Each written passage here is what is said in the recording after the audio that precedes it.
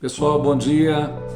Mais uma vez estou aqui com você e glorifico a Deus por essa rica oportunidade, porque o dia de hoje é um presente de Deus para as nossas vidas, né? Estou aqui e glorificamos a Deus por estar com saúde. Isso é muito bom, né? Quando nós podemos agradecer a Deus por estarmos vivos. Apesar de sabermos que vivemos dias difíceis, não só no Brasil, mas em grande parte do mundo, isso entristece muito o nosso coração, traz um peso para muitas pessoas. Isso não é bom para a alma de ninguém, nós sabemos disso. E eu gostaria de estar falando algo com você, que se encontra aqui no livro de 1 Samuel, capítulo de número 17, o verso de número 32 e 33, que diz assim: E Davi disse a Saul: Não desfaleça o coração de ninguém por causa dele. Teu servo irá e pelejará contra este filisteu. Porém Saul disse a Davi: Contra este filisteu não poderás ir para pelejar com ele, pois tu ainda és moço, e ele homem de guerra desde a sua mocidade. Olha o que é interessante, né? Nós olhamos aqui duas visões.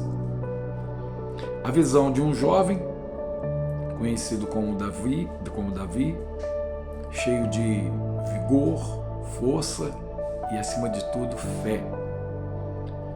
E do outro lado, um rei, Saul, com uma certa experiência, mas sem coragem, sem fé e sem força para enfrentar os seus inimigos.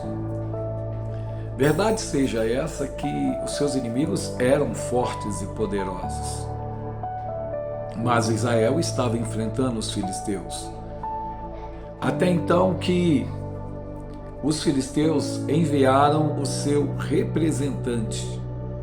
Era um representante, Golias, que foi revestido de autoridade, ou seja, houve um princípio de autoridade, ele se tornou como se fosse um príncipe, um representante do reino nesse momento. É tanto que sabemos que a luta entre Golias e entre aquele que o enfrentasse, o acordo era: se o seu representante vencer Golias, nós vamos nos subjugar a Israel. Mas se Golias matar o representante de vocês, vocês vão se subjugar à vontade dos filisteus, ou seja, vocês vão se entregar. Acabou, a partir de agora nós vamos fazer o que quiser, vamos matar, vamos tomar a terra de vocês, vamos tomar a riqueza de vocês, vamos tornar as mulheres de vocês nossas mulheres ou prostitutas, que era muito comum isso, né, em guerra.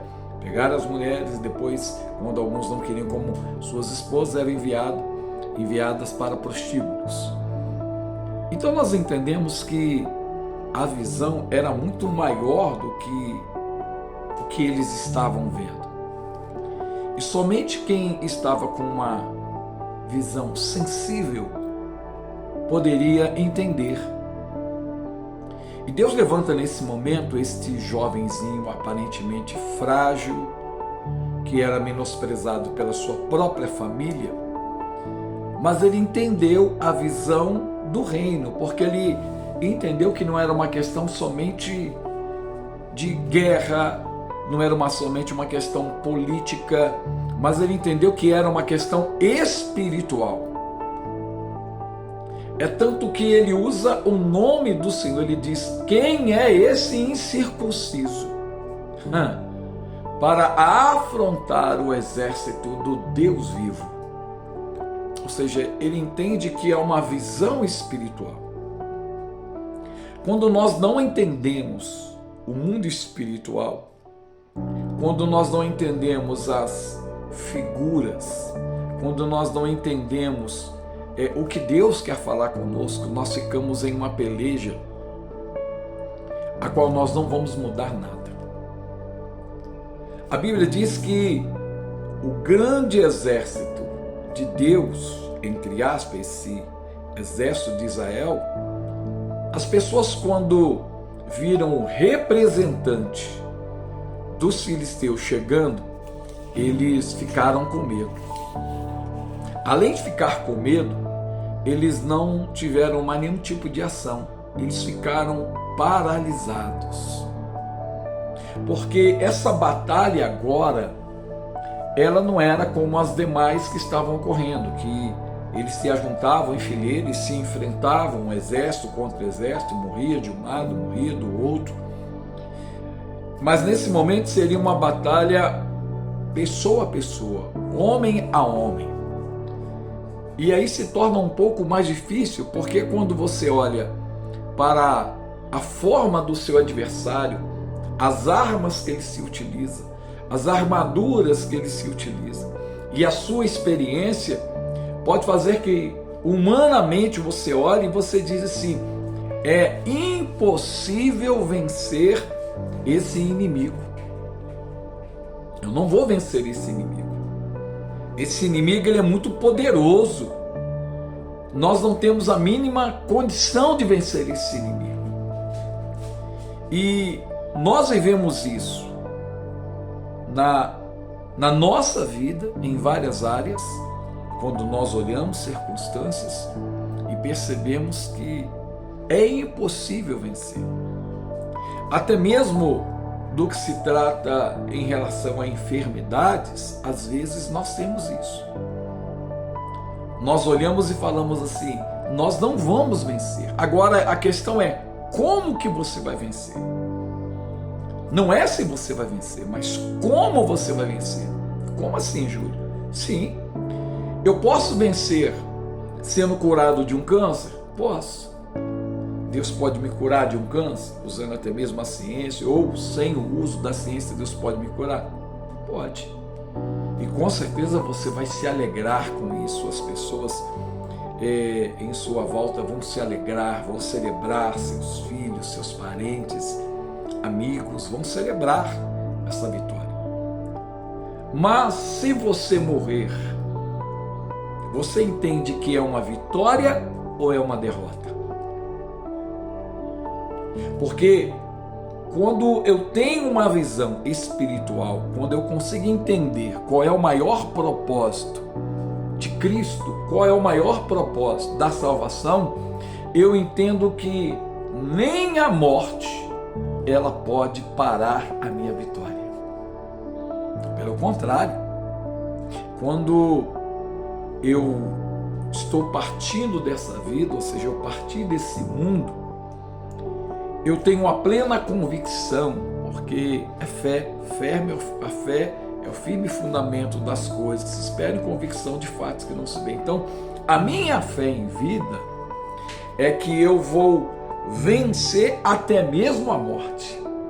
Em vida eu venço os obstáculos, as lutas que podem vir, mas quando eu morro, eu ainda sou um vencedor, porque eu morri em Cristo Jesus. Então, eu não perdi a batalha, eu não perdi a luta, pelo contrário, agora eu irei para o lado do meu eterno Senhor e Salvador, aquele que me garantiu uma vida eterna. É através de Jesus que eu tenho acesso à vida eterna. Se não fosse pela vitória dele, eu não teria essa vitória, mas Jesus, ele me garante essa vitória, porque ele se entregou na cruz do Calvário quando ele decidiu enfrentar o maior inimigo das nossas almas, que era Satanás. E ele entendeu que milhares de vidas estavam se perdendo, estavam morrendo, não somente fisicamente, mas estavam morrendo, indo para o inferno, estavam se perdendo por toda a eternidade. Então, ele se coloca como sacrifício para lhe dar a vitória. Da mesma forma, Davi, ele se propõe, se necessário fosse, ser o sacrifício para dar a vitória ao seu povo, para honrar a sua fé, para honrar o que Deus fez por ele. A questão que, em alguns momentos, as pessoas não estão dispostas a sacrificar, elas não estão dispostas a lutar. Por que que não? Porque elas acham que as coisas têm que vir tudo do céu. Elas acham que elas não têm que pagar o preço. Quando eu digo pagar o preço, não é que você vai pagar o preço para a sua salvação, mas o próprio Senhor Jesus disse que tem certas castas de demônio que só ela é expulsa por jejum e oração. Ou seja, eu tenho que ter uma determinação, eu tenho que pagar o preço de orar, de jejuar, de entrar numa batalha espiritual para esse mal ir embora. Porque Satanás, ele se apega de várias formas na vida das pessoas. Ele tem pontos de contatos, ele tem portais que são abertos na vida das pessoas. Se você não crê assim, é um direito seu.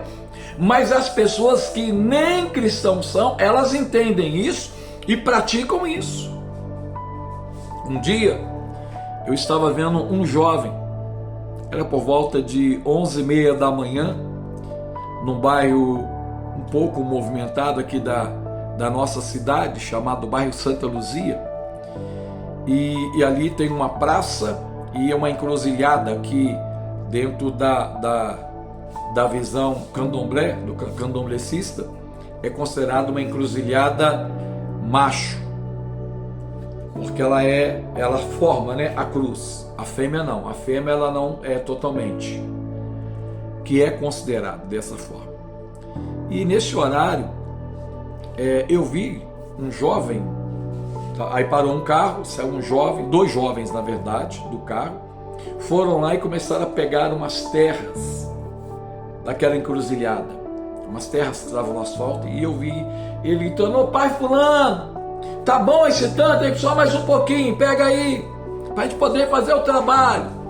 Ou seja, essa pessoa, ela foi lá, ela teve a disponibilidade de ir lá, de pegar aquela terra, de usar a sua fé. Com certeza ela investiu financeiramente naquilo, para que ela pudesse fazer o que ela queria, que não faço a mínima ideia.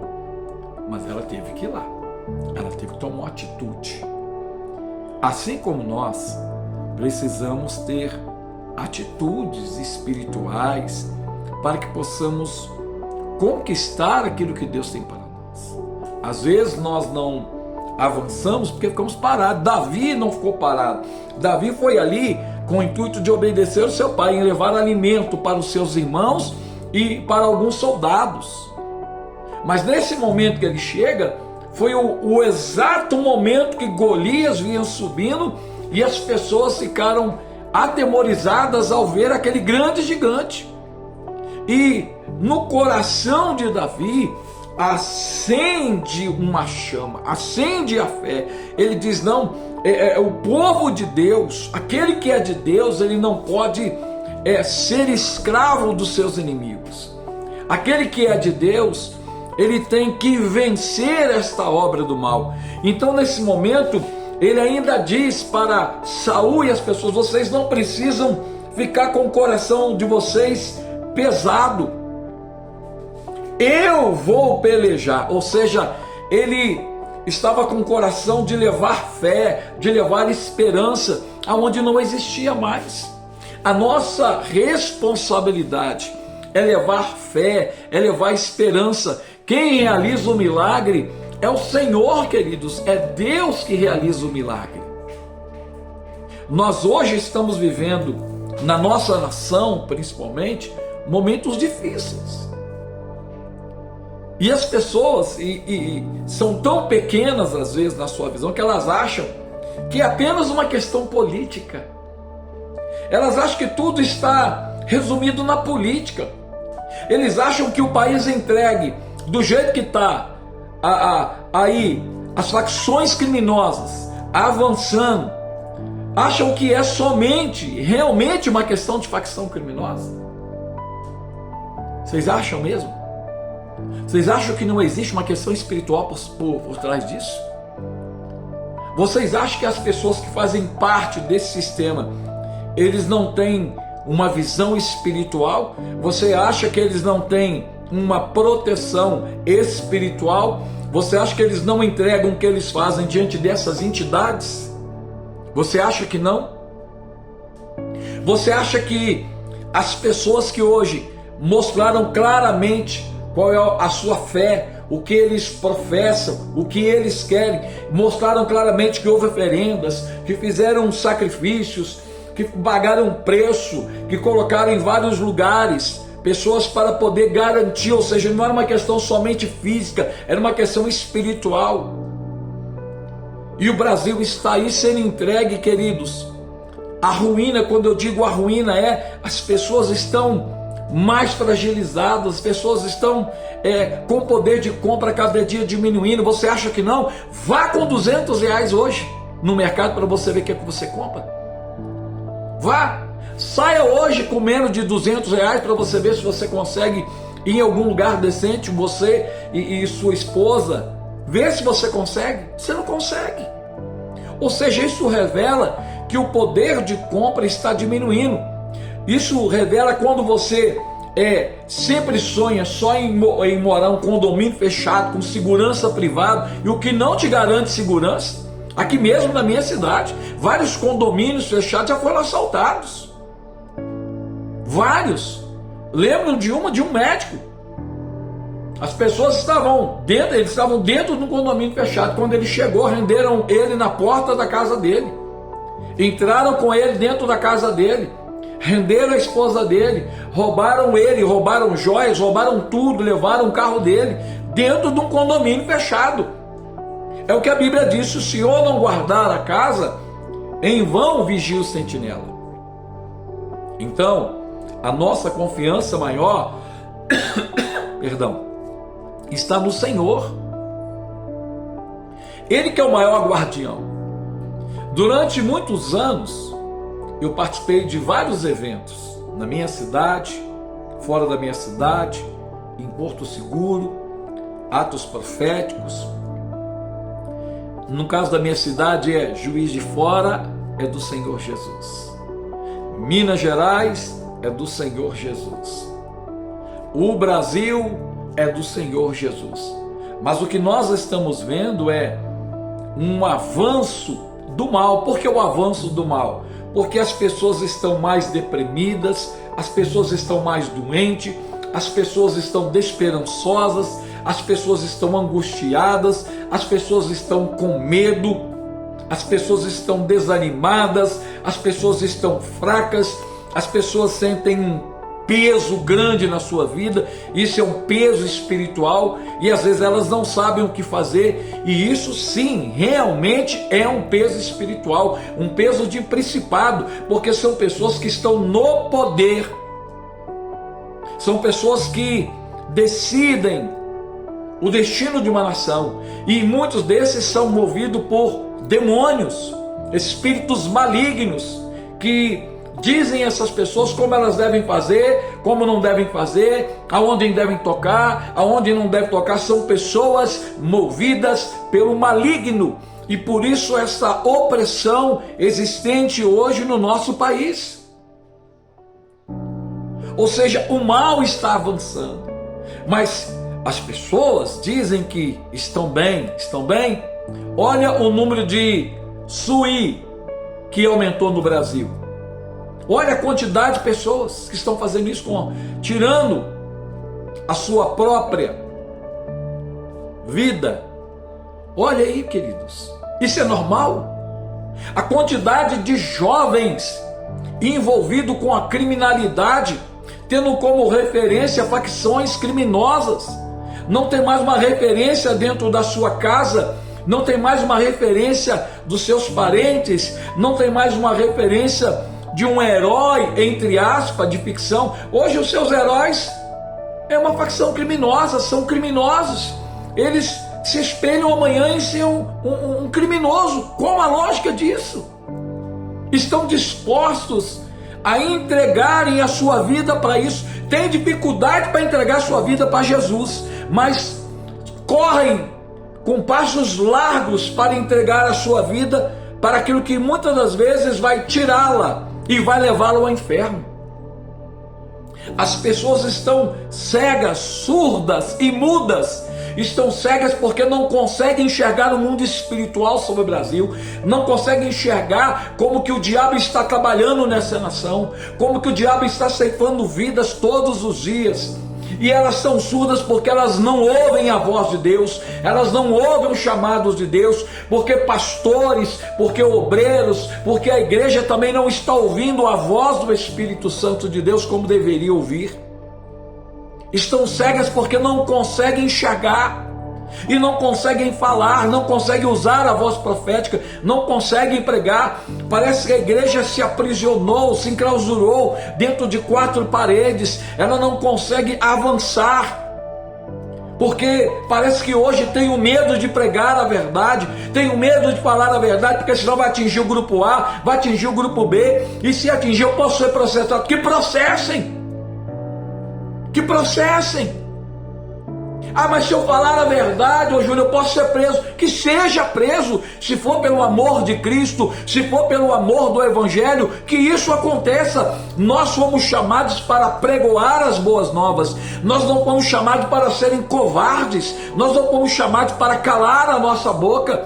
Pelo contrário, estes homens estavam ali acovardados, esses homens estavam sem atitude, nada iria mudar em favor a eles, pelo contrário. Eles iriam ficar ali parados, iam com o tempo faltar alimento, iriam se desgastar e o inimigo iria avançar contra eles. E é o que tem acontecido. Uma igreja negligente, uma igreja sem a palavra da mudança, uma igreja sem a palavra da cruz, que chama de pecado que é pecado, que o homossexualismo é pecado, que a prostituição é pecado. Ou seja, uma série de coisas que a Bíblia coloca, mas nós não podemos falar. Mas está na Bíblia. Eu fui chamado para pregar a palavra de Deus. Você que tem Cristo, foi chamado para pregar a palavra de Deus. Mas pastor, eu vou ser proibido de falar na internet. Que proíbam, o Evangelho não depende de internet. A igreja não depende de internet, a verdadeira igreja não depende de televisão, ela depende da voz, da palavra de Deus em vidas cheias do Espírito Santo, de vidas cheias para ganhar outras almas, é isso que depende. Quantos anos sem a igreja? Naquela época existia internet, existia televisão e a igreja crescia e ainda continua crescendo. Nós podemos utilizar essas ferramentas sim, mas no dia que elas começarem a nos paralisar, que é o que está acontecendo hoje, você de repente está com uma live na sua igreja, dependendo da palavra que você fizer, a IA vai lá e derruba a sua live, acabou. Ou seja, você não tem direito de pregar, você não tem o livre direito de falar aquilo que está na palavra de Deus. E você vai ficar aprisionado isso até quando? Até quando nós, como a nação brasileira, vamos ficar subjugados debaixo dos pés do mal? Até quando vamos deixar de ser a igreja que não ora, a igreja que está acovardada? Cadê as igrejas orando pelo Brasil? Eu não estou falando orar pelo partido A, partido B. Cadê as igrejas orando pelo Brasil, pela nação brasileira? Igrejas, cadê vocês? Não tem, sabe por quê? A nomenclatura conseguiu nos separar. Conseguiu. O diabo conseguiu nos separar. E por isso, é difícil unir. É difícil unir. Chama os irmãos para fazer uma vigília e orar pelo Brasil. Ele já vai falar para você: com bolsonarista eu não vou. Eu não vou me envolver com bolsonarista. Irmão, se você não se envolve com um bolsonarista ou com outro, então fica difícil, se a gente for salvo, se envolver no reino de Deus. O reino de Deus, ele está acima de nomenclaturas políticas, seja B, seja L, seja D, seja C, está acima. O que tem que nos avaliar é os valores da palavra de Deus. Agora, se aquilo que eu apoio está dentro da palavra de Deus, eu entendo que é de Deus. Agora, se aquilo que eu apoio, se aquilo que eu estou tentando abraçar para a minha vida está fora dos valores da palavra de Deus, isso revela que eu também estou fora da palavra. Revela que a minha vida não está debaixo da autoridade da palavra de Deus. Ah, pastor, mas não é bem assim. Aí é problema seu, não é meu. Você faz o que você quiser da sua vida. Você segue o que você quiser. Você, se é maior de idade, você tem o direito de fazer o que quiser. Até Deus te dá esse direito. Ah, pastor, então você tem o direito até de ir para o inferno, como você tem o direito de ir para o céu. É uma escolha sua. Ninguém vai te obrigar. O próprio Deus não te obriga a andar em uma linha reta. Jesus diz: aquele que quer, aquele que deseja vir após mim, ele tem que negar a si mesmo, pegar a sua cruz e seguir. É renúncia. Reino é renúncia. Mas o reino é unidade. O reino de Deus, ele é unidade. Unidade de oração, unidade de propósito. Isso é reino. Reino de Deus. Porque mesmo dentro de uma igreja nós vamos ter inúmeras diferenças teológicas, conceitos, inúmeros. Mas isso não é o motivo de uma divisão, pelo contrário, o que nos une é o reino de Deus, é o propósito para a conquista do reino de Deus. Se você não pode fazer isso, então você ainda não entendeu o que é ser um salvo em Cristo Jesus. Então você ainda não entendeu o que é realmente o reino de Deus. Então você não está pronto para ele. Você não está. Há uma necessidade de clamarmos pelo Brasil, irmãos. O mal está avançando no mundo e no Brasil. E o que nós fazemos? Nada. Às vezes estamos preocupados somente conosco. Só estamos preocupados com os nossos problemas, com as nossas lutas, e chegam algumas situações que nem podemos fazer nada, nem por nós mesmos. Então é momento de nos unirmos, de levantarmos um clamor, de pedirmos a Deus por vidas que estão sofrendo. Cada dia o Brasil está aumentando o número de pessoas em situação de rua, cada dia está aumentando o número de pessoas nas drogas no Brasil. Olha a sua volta, será que você não enxerga isso? Independente do lugar que você mora, será que você não consegue enxergar isso? Essas pessoas não caíram como o diabo do céu, eles não caíram do alto aqui na terra, não, são pessoas, talvez do seu bairro, da sua cidade, ou pessoas que vieram, que estão ali jogadas. Algumas delas como lixo humanos, que ninguém nem dá nada para elas. E até mesmo os órgãos públicos não sabem o que fazer. Porque a forma que eles querem trabalhar, ela é física. Não estou dizendo que não possa. Toda ajuda ela é bem-vinda. Mas eu estou dizendo que a maioria desses problemas são espirituais. O combate espiritual com espiritual, não se combate espiritual com material, não. Nunca você vai conseguir um bom resultado. Então está na hora de você que se diz ser cristão, você que se diz ser a igreja, ter uma atitude diferente, ter uma atitude de se levantar contra esse gigante que está na sua casa, na sua família, na sua cidade, no nosso estado, na nossa nação. Somos nós como igreja que vamos romper isso. Se nós não entendermos, nós vamos continuar como escravo, e cada dia mais os nossos filhos e gerações posteriores serão escravizados. Era assim que acontecia.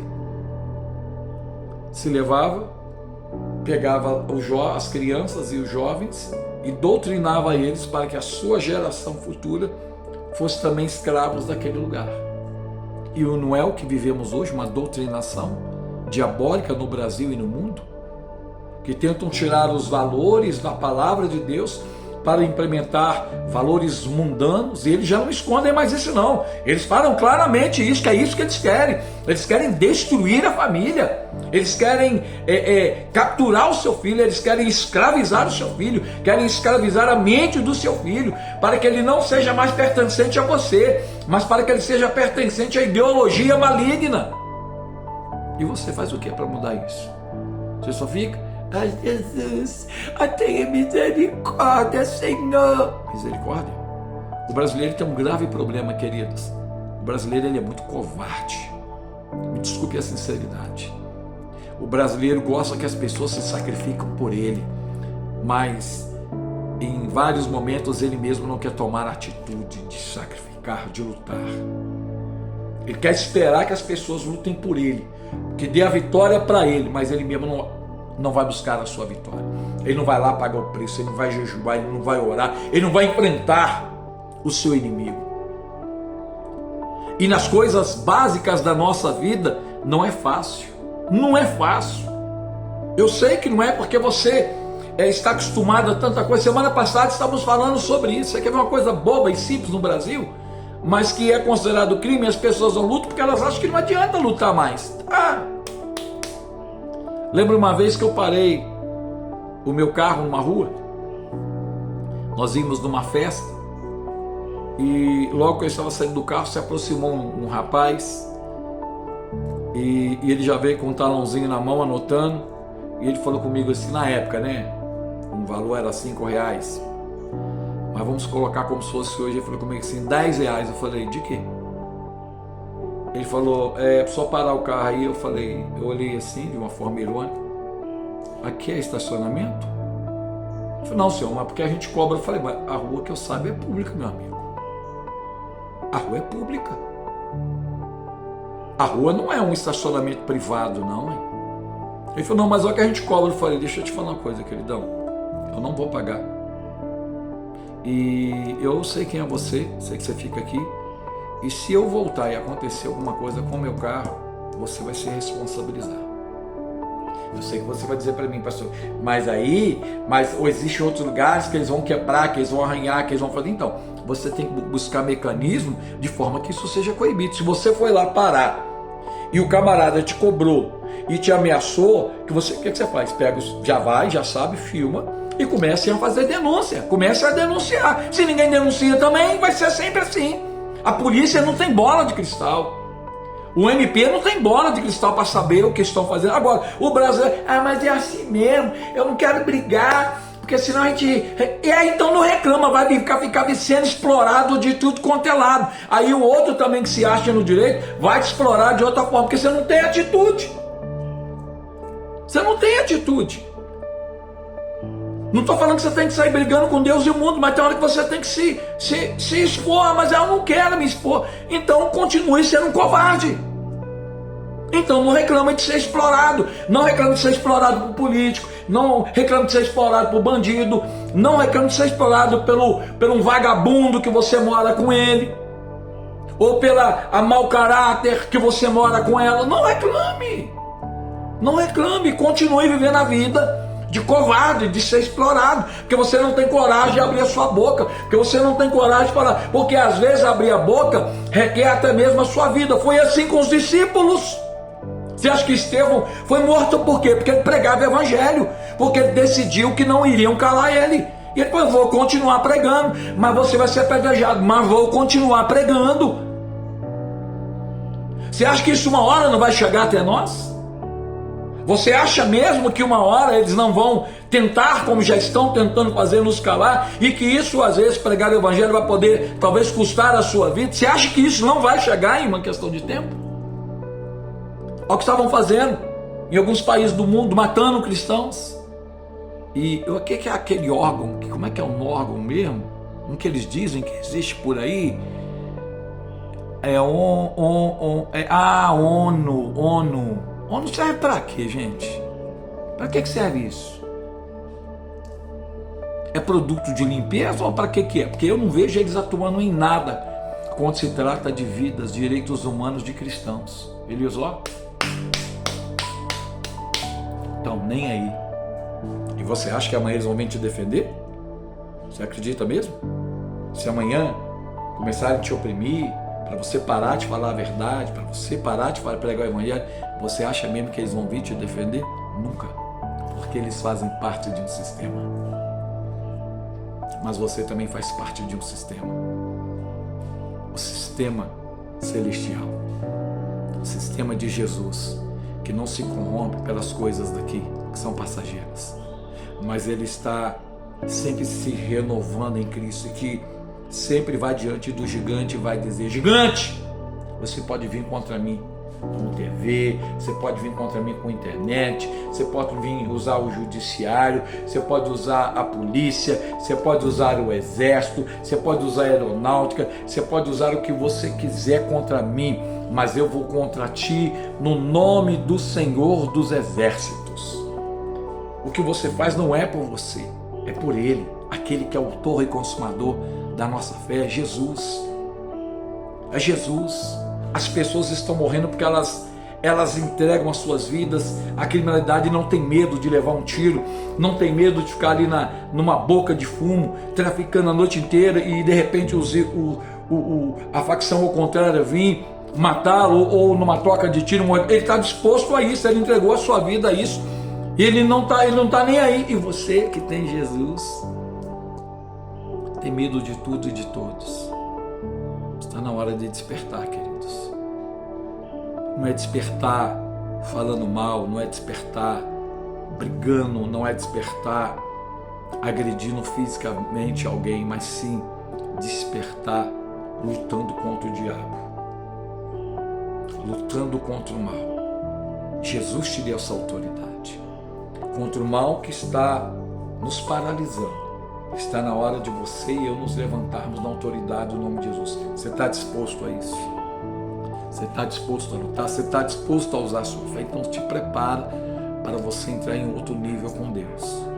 Se você tiver essa disposição, Deus ele vai honrar a sua fé. Eu quero orar por você nesse momento. Eu quero orar para Deus te levantar com autoridade e poder no nome de Jesus. Deus, o Senhor nos levou a uma mensagem de conquista, uma mensagem de tomarmos um posicionamento, Deus.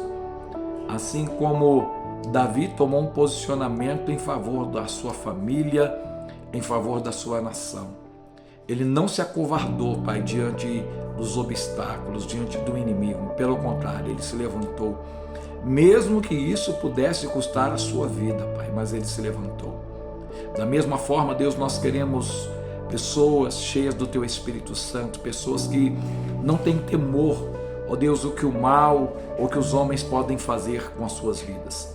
A Tua palavra diz que nós não temos que temer aquele que pode matar o corpo, mas sim aquele que pode matar o corpo e a alma, aquele que tem o poder de dar a vida, aquele que tem o poder de permitir que vidas sejam também julgadas por toda a eternidade, meu Deus, diante da separação de Deus. É o Deus Todo-Poderoso, aquele que não se alegra com a morte das pessoas eternas. Pelo contrário, ele enviou Jesus para resgatar o ser humano da morte eterna. Deus, mas nós queremos nos levantar com a autoridade do Espírito Santo de Deus. O Espírito Santo que nos capacita, é o Espírito Santo que nos enche, é o Espírito Santo que nos dá vigor, que nos dá força, que nos dá ousadia para falarmos, meu Deus. E é através desse Espírito que nós queremos declarar um Brasil livre, um Brasil liberta, ó Deus, um Brasil de faccionados transformados pelo poder do Evangelho de Jesus e morrerem para o mundo e nascerem para Cristo Jesus. De pessoas que estavam aprisionadas nas drogas, se matando, definhando, mas hoje elas vão morrer para o mundo e vão nascer para Cristo Jesus e vão ter as suas vidas restauradas. Oh Deus, de pessoas que entregam, que vivem uma vida escravizada na prostituição, prostituindo, vendendo o seu corpo, mas que a partir do encontro com Jesus Cristo, serão transformados, serão transformadas, vão ter uma nova vida e não vão se vender mais, porque elas foram compradas pelo preço do Cordeiro de Deus, mas serão uma vida de conquista em Cristo Jesus, uma vida de passo a passo, vencendo os obstáculos e as lutas que possam enfrentar, Deus. Mas acima de tudo, sabendo que ainda que venham perder a sua vida física, mas estarão com Cristo por toda a eternidade, Senhor. Então, Deus, abençoa estas vidas, dê forças a elas, enche elas, Deus, da tua ousadia, para que outras vidas sejam abençoadas através delas, Pai. É o que eu oro a Ti, no nome santo de Jesus, Pai, para a Tua glória. Queridos, que você ore também pelo Brasil, ore pela sua cidade, ore pelo teu estado. Vamos nos unir aqui em oração, cada vez mais, para Deus trazer esse novo tempo em nossas vidas, amém? Nós precisamos desse refrigério de Deus no nosso coração. Que Deus te abençoe de uma forma poderosa, em nome de Jesus.